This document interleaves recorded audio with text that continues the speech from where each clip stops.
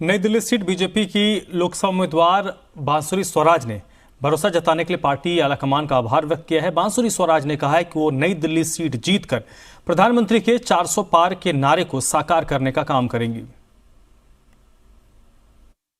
Bharatiya Janata party ने आज लोकसभा की 5 सीटों का ऐलान कर दिया, जिसमें नई दिल्ली की सीट पर सुषमा स्वराज की पुत्री बांसुरी स्वराज को उतारा गया है, उनको मौका दिया गया है। हमारे साथ बांसुरी स्वराज जी हैं। बांसुरी जी, जिस तरह से नई दिल्ली की सीट पर आपको मौका दिया गया है, क्या आपको लगता था कि आपको सीट मिलेगी? क्या एहसास था आपको? जी, कार्यकर्ता के तौर पर किसी भी प्रकार की अपेक्षा नहीं होती, केवल आदेश होते हैं जिनका आप पालन करते हैं। पूरी कर्तव्य निष्ठा से इस आदेश का पालन करूंगी और बहुत कृतज्ञ महसूस कर रही हूँ।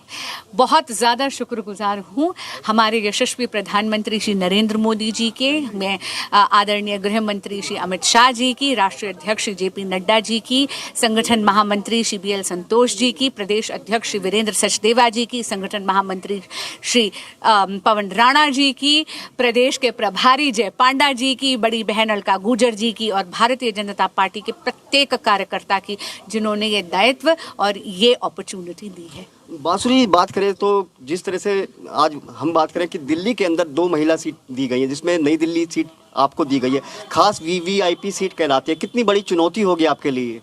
देखिए, ऐसा है, जनता का अटूट विश्वास है मोदी जी की गारंटी पर, क्योंकि मोदी की गारंटी पूरी होने की गारंटी है, सुशासन का आश्वासन है।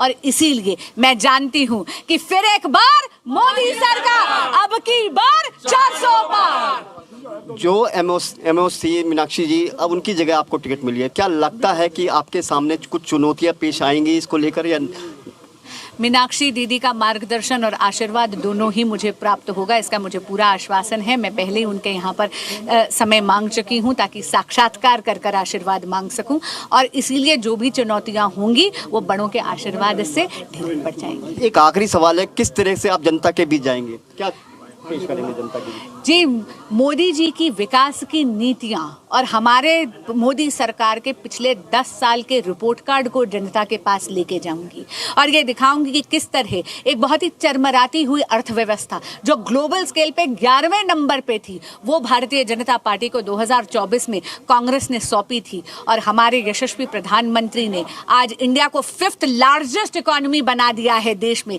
विश्व में, पूरे विश्व में भारत की अर्थव्यवस्था अब 5वें नंबर पर है। और मोदी जी की गारंटी है कि जब वो तीसरी बार प्रधान सेवक बनकर आएंगे तो भारत की अर्थव्यवस्था को वैश्विक पटल पर तीसरे नंबर पर लेके जाएंगे। बिल्कुल, देखिए, हमारे साथ बांसुरी स्वराज जी थी और उनका साफ कहना है कि मोदी जी ने जिस तरह से उन पर विश्वास किया है, उस विश्वास पर वो पूरा उतरने की कोशिश करेंगे और इस बार 400 पार का नारा भी दिया है। संजय वर्मा, जी मीडिया, दिल्ली।